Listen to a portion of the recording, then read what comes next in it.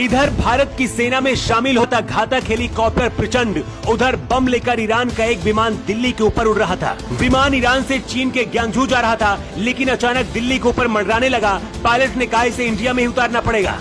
भारत की सुरक्षा एजेंसियां समझ गई थी कि आतंकी साजिश हो सकती है, इसीलिए विमान उतरने से पहले ही 2 लड़ाकू विमान भेज दिए। ईरान की एयरलाइंस का विमान W581 तेहरान से उड़कर सुबह करीब 9:20 पर भारत के अंदर घुसा था। इस विमान को जाना था चीन, लेकिन ये दिल्ली के ऊपर आकर मंडराने लगा। फ्लाइट के पायलट ने दिल्ली एयर ट्रैफिक कंट्रोल को सूचना दी थी और कहा था कि विमान के अंदर बम होने की सूचना है और हम इसे दिल्ली में उतारना चाहते हैं।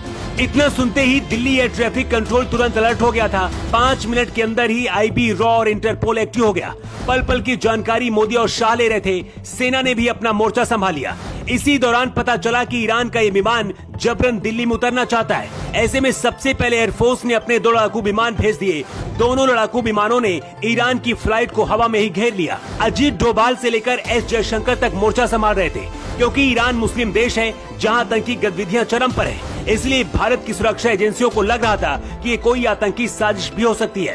अगर ये विमान जबरन उतरने की कोशिश करता तो भारत के दोनों सुखोई लड़ाकू विमान इसे हवा में ही नष्ट कर सकते थे।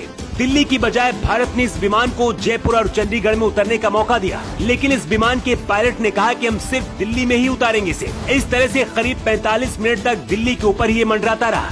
चीन, पाकिस्तान, भारत और ईरान सहित कई देशों की सुरक्षा एजेंसी अलर्ट पर थी। सबसे बड़ा सवाल ये था कि इसके अंदर बम किसने रखा और ये कहां से आया। फ्लाइट रडार 24 की डाटा के अनुसार ये विमान दिल्ली पर लैंड करने की कोशिश कर रहा था और अपने निर्धारित ऊंचाई से नीचे आ रहा था। इसे देखकर तुरंत एयरफोर्स को अलर्ट कर दिया गया था। भारत के सुखोई के 2 विमानों ने आसमान में इसे घेर लिया। इस बीच मौके की नजाकत को देखते हुए इस विमान को जयपुर या चंडीगढ़ में लैंड करने की अनुमति दी गयी, लेकिन पायलट ने इन दोनों शहरों में लैंड करने से इनकार कर दिया। पायलट दिल्ली में इसे लैंड कराना चाहता था। भारत में जब इसे नहीं लैंड करने दिया गया तो चीन की तरफ ये रवाना हो गया और सुरक्षित वहां के ग्यांगझू एयरपोर्ट में लैंड भी हो गया। इसके साथ ही भारत की सुरक्षा एजेंसियों ने राहत की सांस ली। लेकिन सबसे बड़ा सवाल ये है कि आखिर फ्लाइट में बम था तो फिर कहां गया और फटा क्यों नहीं। इस झूठी खबर को किसने फैलाया?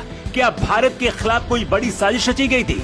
भारत ने जब इसे चंडीगढ़ और जयपुर में उतारने के लिए कहा था तो इसे क्यों नहीं उतारा गया? आखिर इसे दिल्ली में ही क्यों उतारा जाना था? हैरानी की बात यह है कि सब कुछ जब ये हो रहा था तब भारत की सेना स्वदेशी हेलीकॉप्टर प्रचंड को सेना में शामिल कर रही थी। ये हेलीकॉप्टर चीन और पाकिस्तान की सेना पर ही घातक सुरक्षा करेगा।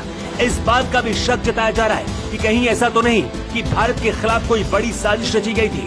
इसे लेकर सुरक्षा एजेंसियां जांच कर रही है। लेकिन जिस तरह से ईरान का विमान करीब 45 मिनट तक देश की राजधानी दिल्ली के ऊपर मंडराता रहा, उसे लेकर आपका क्या कहना है? आप अपना जवाब कमेंट बॉक्स पर लिखकर जरूर बताएं। योगी युग के लिए टू रिपोर्ट।